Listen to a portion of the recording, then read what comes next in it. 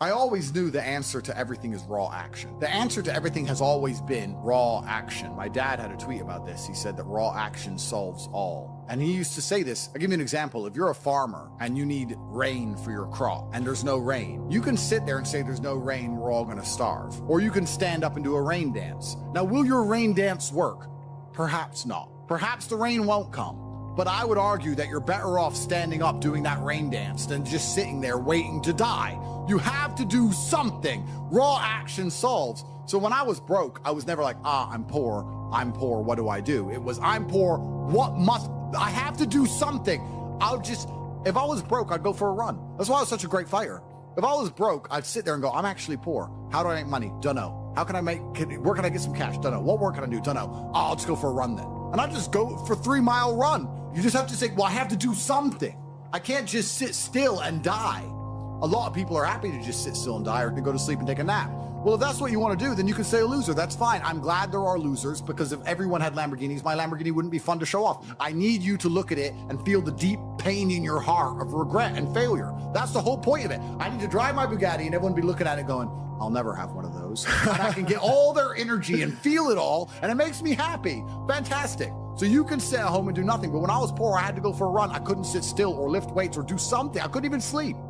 So raw action solves everything. And I understood that at a young age. But as you get older, you get to look back and you get to put your whole story together, the whole tapestry together. I knew I wouldn't stay poor. Did I ever think I'd get this rich? Well, I never said I wouldn't, but did I ever think it would probably happen at this level? No. But it's amazing how the compounding interest of just endless raw action adds up. I've never had a lazy day. I've never skipped work, never missed an email, never had a day off, ever. You name if you were to go through the last 3 years of my life, you will see that there's never been a day where I wasn't doing what I was supposed to do. And it all just adds up, and then monumental success comes and you get to laugh at everybody else, ha ha ha, and life's great. Well, I think that initially fighting is always the best thing you can ever do. Especially it's the best way to spend your 20s because you heal superhumanly. You heal like Wolverine. And I can't think of a better use of that superhuman healing ability besides fighting. And it's going to teach you everything you need to know about personal accountability and hard work and overcoming fear and dedication and discipline. There's so many lessons to be found inside of fighting. And plus, it's the most respected sport on the planet. And I think that you'll learn more about yourself and more about life and more about the realities of how the world works if you're a fighter. So I think that's what's so fantastic about it. All of my wisdom and all the things I say doesn't come from books. It comes from life experience. And a lot of my life experience is the brutal realities of violence. So people say, oh, Andrew's so smart, Andrew's so wise, Andrew knows so many things. I've learned all of that simply through fighting. And if you're a warrior in life, the arena may change, but the battle never ends. It's just never ending. And you have to get used to fighting. You have to get used to being under pressure and under stress all the time and being the kind of person who can perform and smile anyway. And I'm glad I spent my 20s training because I can't think of something else. I find it amazing that, like, I speak to people my age and I say, in my 20s, I spent maybe, I don't know, let's say 3 hours a day. What's a decade of 3 hours a day? Let's say 10,000 hours. I spent 10,000 hours in the gym training. You're the same age as me. What did you do with those 10,000 hours? They can't even tell me what they did. What did you do? Watch TV, go out, go pub, sit around, sleep, nap, chase women. What did you actually do? We had the same amount of waking hours and the same amount of minutes. I know where 10,000 hours of my minutes went, and that's why I'm the champ.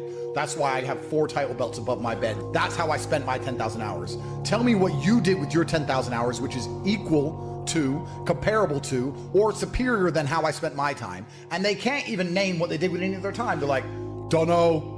So if you're 16, you need to be using every single waking minute towards things you're going to remember. You're going to remember training. You're going to remember working hard. You're going to remember trying to make money. You're spending your life and wasting your time doing things you're not even going to be able to recollect in a few years. You're going to wonder why you fall behind the people who don't waste time. Time is the ultimate currency. Time is money.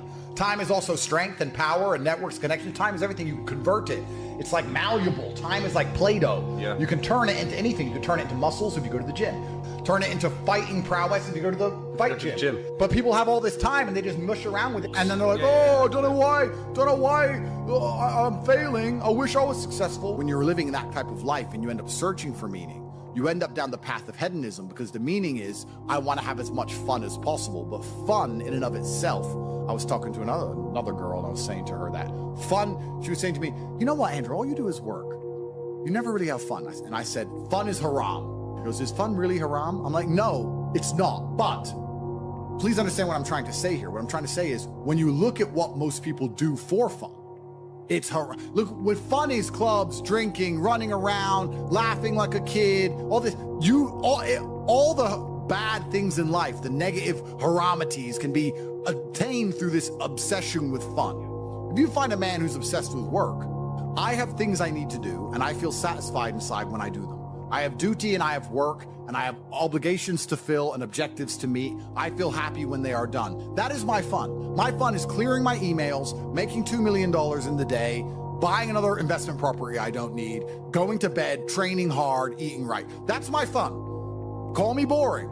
That's what I enjoy. When you were talking about that lifestyle and what you end up searching for in that hedonism, you just end up searching for excesses, right? To have more fun, you want to get more drunk, go to more clubs, and it's just a black hole. It never ends, and you end up destroying yourself. Yep. We need discipline. We need purpose. We need to have parameters set for us. And truthfully, as a person, you're happier that way. That's why I quit drinking. People think I quit drinking because I reverted to Islam. That's not why. I actually quit drinking 2 months before that. I was extremely effective on alcohol. I would drink 4 or 5 times a week because I'm extremely rich and I have a very good life and I'm in my mansion and I'm drinking. I was still world famous. I was still making millions of dollars. I was still in fantastic physical condition. All the videos you watched me from a year and a half ago, I still look like a bodybuilder. I still outperformed everybody. I didn't have a drink problem. I could easily quit. In fact, I didn't even want to drink most of the time. It's just a party going on.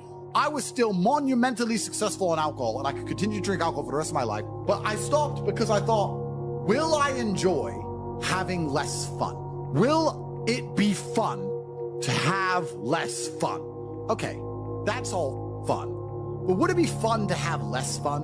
And I said, maybe instead of spending all of our money doing this stuff, we should spend all of our money getting very regimented. We should have loads of members of staff, and we should be up at exactly 7:46, and we should have a coffee ready and hot at 7:47, and at 8:01 we should go into the gym, and we should finish at 8:27, and we should have all of it. We should have everything regimented, and we should produce more content than ever before, and become richer than ever before, but just remove the fun and have fun in not having fun and just being monumentally competent and effective. Okay, well, I'll try it. Let me try for 6 months to give up all fun and just be boring. And then I learned some very interesting things during that time. Firstly, I learned that the whole idea of drinking for being social is now gone. I think we're at the age where if you were 21 and you didn't drink, you didn't have a life. There's no reason to drink for socializing because everything's online anyway. You meet everybody on apps. Nobody cares about drinking anymore. That's the first thing I learned. The second thing I learned is that being exceptionally regimented is fun. I truly enjoy it. I enjoy it just as much as I enjoyed being, because what would happen before is I'd do all my work and I'd train hard and I was always an effective person. I was still 1,000 times more effective than the average man. And then I would take 6 or 7 hours and drink and smoke and have fun and enjoy all the fruits of my labor. I became extremely rich. Why not get on a private jet and have fun? But now instead of spending those 6 hours having fun, I spend those 6 hours continuing to work. And I enjoy it just as much. So now I'm sitting there going, well, I enjoy it just as much and I'm not damaging my health. I enjoy it just as much and I'm making more money. So it really, truly ruins my day when a beautiful girl's like, can I see you? It's like, oh, I've got work to do. I'm regimented. I have to sit here and type. I don't want to talk to you and have fun and party. I don't want to do any of that. I want to do emails. You don't get it. I know to you it makes no sense, but you already have all this money. Why do you want to do emails? Because that's my fun now, regiment. So I decided to dedicate 6 months to being boring. And by the end of the 6 months, I was having so much fun being boring that now I will probably never drink again. I am 0% tempted to drink ever again. I am 0% tempted by fun, which is what you said, and I completely get it. When someone goes, we're gonna go here and it's gonna be fun. I'm like, nah, you have fun, I'll do my emails, you enjoy. I don't wanna go to clubs, I don't wanna go to some party. I'm not interested in traveling, I'm not interested in seeing anything. I've seen it all anyway, I've been everywhere. Like, who cares? I'm above it all. I'm over it all. I want to run my empire, and I want to spend time with people I love, and I want to beat my brother at Uno, and that's it. I don't want to do anything. Maybe I've gotten boring. Maybe I've leaned too much into the boring character, but I truly enjoy just being boring and regimented. And I like getting as much work done as possible, and that's why I'll never, ever drink again. So the whole concept of fun is alien to me. I totally get it now. When you said that, you're totally right. Fun isn't fun. And then achieving things in work is fun.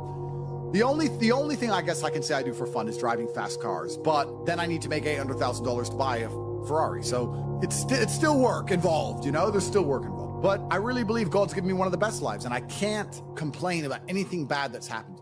It's all been fantastic. I'm truly thankful for all. I think if a couple bad things happen to you, you should be intelligent enough to realize that eventually you're going to get over it and you're going to learn an important lesson. It's going to change you in the correct direction. And Allah's the best of planners, and he knows what you need to learn. I think that as humans, especially as men, we only learn the hard way anyway. There's two ways to learn a lesson, the hard way and the hardest way. There's no easy way to learn a lesson.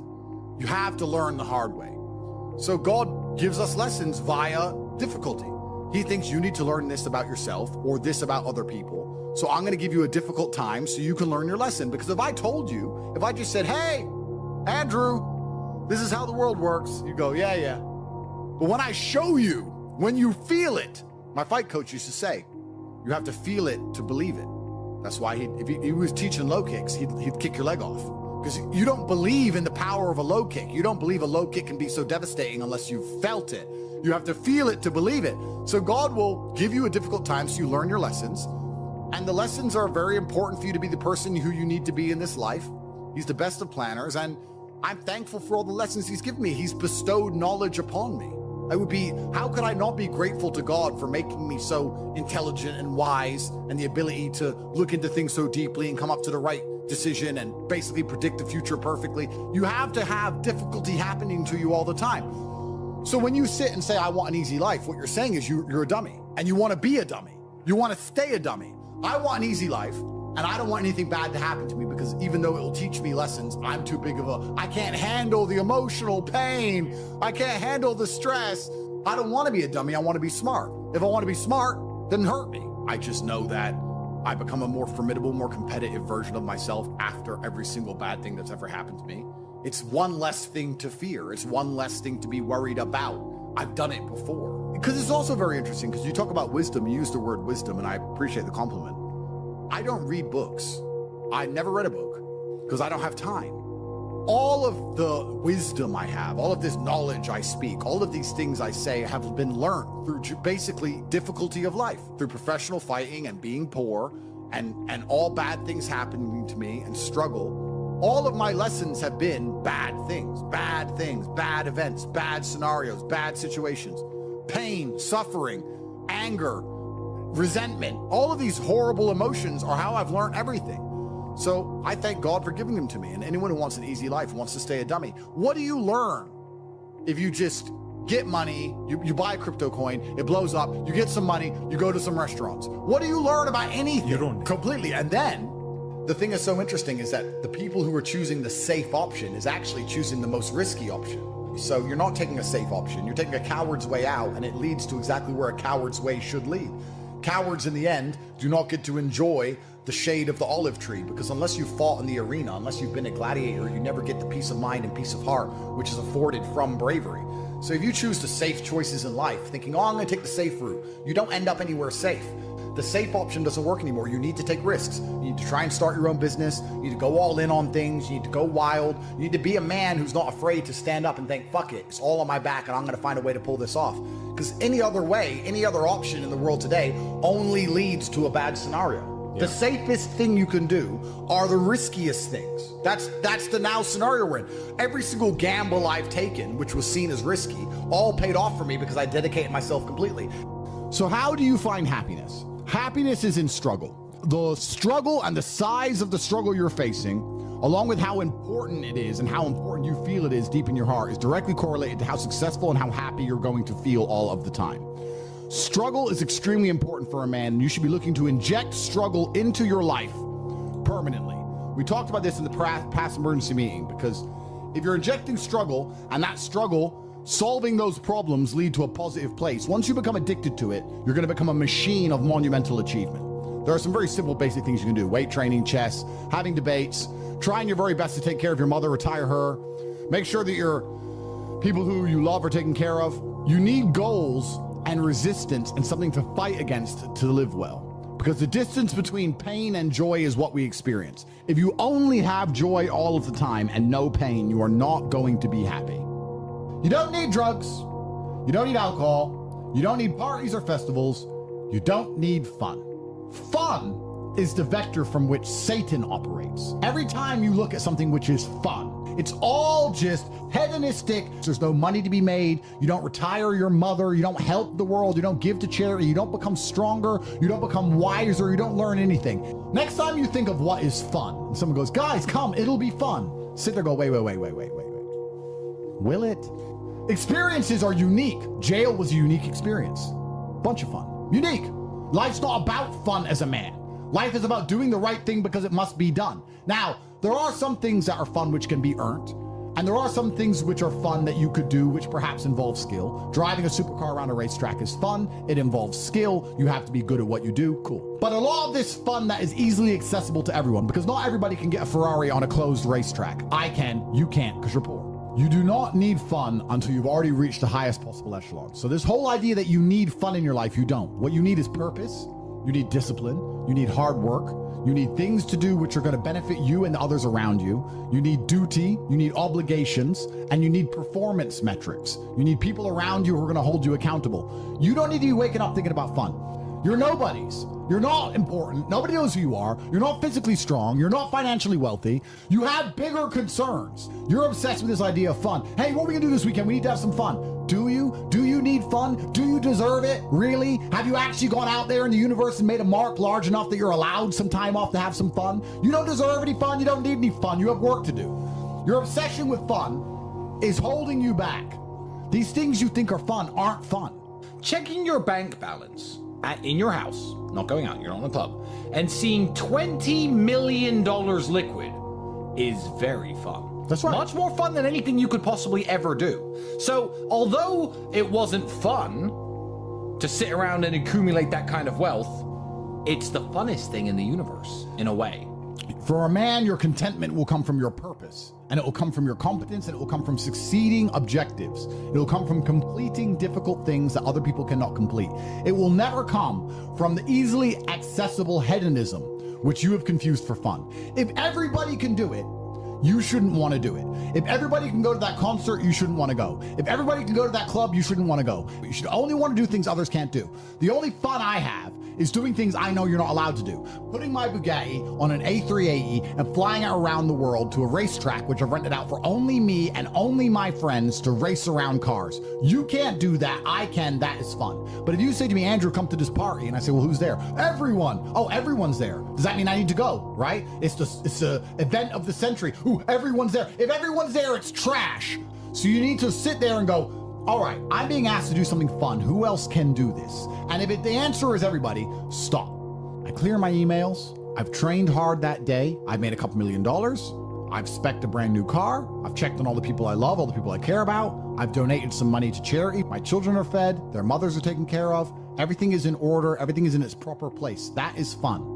If you say to me, Andrew, skip a portion of that organization and professionalism so that we can go and do something that everyone else can do, my answer will be no. That does not sound fun to me. And the fact that you think that's fun shows that you have a severe mental deficiency. Stay away from it. You're only going to find actual fun through purpose. You're only going to find purpose through exceptionalism. So you need to become the best possible version of yourself in all realms. That's extremely important. The reason you are so unhappy is because you are trying to have fun. You're unhappy because you're trying to have fun instead of trying to become important. They are very different things, and you're never going to feel satisfied in your heart unless you become important. Please imagine. And being important is fun. Oh, it's absolutely fun. Please imagine, and I don't state this with arrogance, please imagine for a second you're the most Googled man on the planet. And you're a kickboxing world champion, and you have hundreds of millions of dollars, and you're built like a tank. Imagine how you feel when you look in the mirror. Nothing can match that, and nothing can beat that. As a man, you need to have struggle in your life. I want you guys to actually sit and think, what struggle are you going through daily? What struggle are you undertaking? What struggle are you trying to overcome? Because you should make a list of them. I can know for myself, every single day I wake up and I train physically. Every single day I have to go through X amount of physical pain when my day begins. That is a struggle that must be completed. Then I must try and keep my massive empire online, see my children, take care of everybody. There's struggle involved. My life is difficult. Difficult lives are fulfilling because we used to have to hunt and fish and go out there and go through difficulty to survive. And I often see that when I speak to people who are too comfortable, they end up being unhappy. Yeah. You can't entertain yourself to happiness. You must earn happiness. You must climb a mountain. You must struggle yourself to happiness. That's extremely important. There must be physical, mental, social, creative, some kind of spiritual struggle. And those things being satisfied is what's going to satisfy you. It's like Bitcoin. Bitcoin's a mathematical equation. You solve the equation, you get a Bitcoin. Life is very much the same. There's struggles, there's difficulties which you have undertaken, which you have adopted to try and complete. And when you finish those things, then you get satisfaction as a reward. That's the Bitcoin. The only other alternative to that to feel good is hedonism, which is drugs and alcohol. And that's not going to satisfy you for very long. And it's also going to destroy your life. So it's extremely important. This is actually why people are addicted to video games. Young men are addicted to video games because it mimics virtually what they ought to be doing in the real world. Yeah. Effort in to upgrade their character, to become a better version of themselves so they can do better things than they could previously do and explore new areas of the map. The areas of the map which are Bugatti convention, flying there on a private jet to sit with billionaires. The Grand Casino Monaco is a cool area of the map that you have not unlocked yet, but it's great. Which requires you to upgrade your character as a person. You understand this in video games, and you do it in video games because it's very interesting to do. However, you don't want to do it in the real world. But in the real world, it's so much more rewarding. And I'm actually going to argue that we're living in one of the final periods where that's true. I'd say in a few generations, who you are and who your physical body is may not matter nearly as much. No, but it does matter today. A lot. Exactly. So that's why you should enjoy it while you can. Yeah. So you need to pick the low-hanging fruit first. And the starting block to all of these things is your body. I believe if you lift, stretch, move, improve your body, try and train MMA, learn how to fight, get stronger, get bigger muscles, it's a fast track to self-discipline, which will carry over into all other endeavors. And I would argue that is nearly impossible. In fact, how many people can say the gym saved their life? How many people do you know were depressed, started training, got in fantastic shape, and weren't depressed anymore? It is very easy. The low-hanging fruit is your body and upgrading your body. That is the easiest struggle, which is never going to backfire on you and never going to be a negative towards any other facet of your life. And when I look at men who are physical specimens, I think everyone naturally does this, but I'm going to openly say it. I respect them differently than I look at men who aren't. I have a different level of respect for them because they show me they have discipline. They show me they have motivation. They show me they're capable of doing difficult and hard things. Those are the kind of people I trust. They're not afraid of struggle. They're problem solvers. People who train are problem solvers, and you need to become one, and you need to become very, very adept at solving problems pretty quickly. I actually find it amazing that there's people out there who aren't in perfect physical condition. Guys, let me tell you all a news flash. If you eat right and you train hard, you look good. Yeah. It's like a biological certainty. It's almost impossible to be fat and look bad if you eat right and train hard. Your body will react and give you exactly what you want. So why don't you all look like superheroes? Do you not understand how intimidating that is just when they look at a group of people and they all look like superheroes and they can tell they're all disciplined, all hardworking, all dedicated, all physically strong? The struggle is what's beautiful about it. That's the most important thing. That's what you have to understand. Yeah, because no matter how rich you are, no matter how smart you are, no matter what family you're born into, you can only get into shape the same way as everybody else. So you could be Mark Zuckerberg, who's now in shape and he's a billionaire, but you can't say, oh, he bought it. He didn't buy it. He's just in great shape because he earned it like everyone else. You could be flat broke or rich as fuck. If you're in good shape, you had to earn it. It's as simple as that. So yeah, it says a lot about who you are as a person. First, you want to become as strong as physically possible. So you want to be as strong as physically possible. Next, you want to try and make as much money as possible. Not even necessarily for the money, although money is extremely important because it allows you to take care of yourself. We talked about this before, but there's the challenge involved, and solving that challenge is going to make you feel more satisfied as a human. Happiness comes from success, and making money is success. You should try and make people around you smile and be happy. You should try and encourage positivity around you. You should be the kind of person that no one can really complain about their struggles around because they know that you're the person who's going to be like, why are you complaining when you could just simply fix it? Especially successful people. Successful people are uninterested in stealing because we'd rather everybody win and keep the friendship and keep the network and keep the positive organs and keep the good karma than make a little bit extra money. So it's amazing what you see in the world. And if you become a person who is happy and successful and can take care of himself and adopt struggles, you're going to start finding those other people who do the same thing, and then you're going to build a network and become fantastic. Live with men you're in competition with. So you and your friends need to have friendly competition at all times. Now, you need to meet your friends, and you need to have banter and competition around things that matter. Who's got the most money? Who's worked hardest? Who's discovered XYZ, crypto, stock, new way of generating income? Who's trained that day? Who has the most children? Put some actual competitions together that matter and start competing and being around people, because you are the sum of the 5 people you spend the most time with. Everybody knows this. So why don't you get some genuine metrics that will improve your life? You won't have time to stand around cooking meals if you're friends with somebody who works out for 3 hours a day, for example, because you're going to need to find 3 hours a day to train to beat him, which means you're going to have to just eat that rotisserie chicken as you do squats, like a man should. Live with men you're in competition with. This is ultra important because you can measure yourself against your circle. If Tristan comes downstairs and says, I've done 1,000 push-ups, I will do anything it takes to do 1,001 just to annoy him, because I know that he then has to do 1,002. And pissing him off is worth it. It's always worth it. And that's why you need to have that kind of competition. Get your act together, get some genuine metrics, things that matter. And once they're all put together, you're going to live in a naturally competitive environment, which is going to increase your testosterone level. It's going to prevent you from doing a lot of dumb shit. And the competition one's great, you know, because you can apply it to everything. There are a lot of people who are going to get, you know, kicked in the nuts and take a fall, and they're going to let it beat them down. You know, Andrew's lost very important kickboxing matches. Did he quit fighting then? Did I quit fighting when I got my ass kicked a couple times? No, you don't.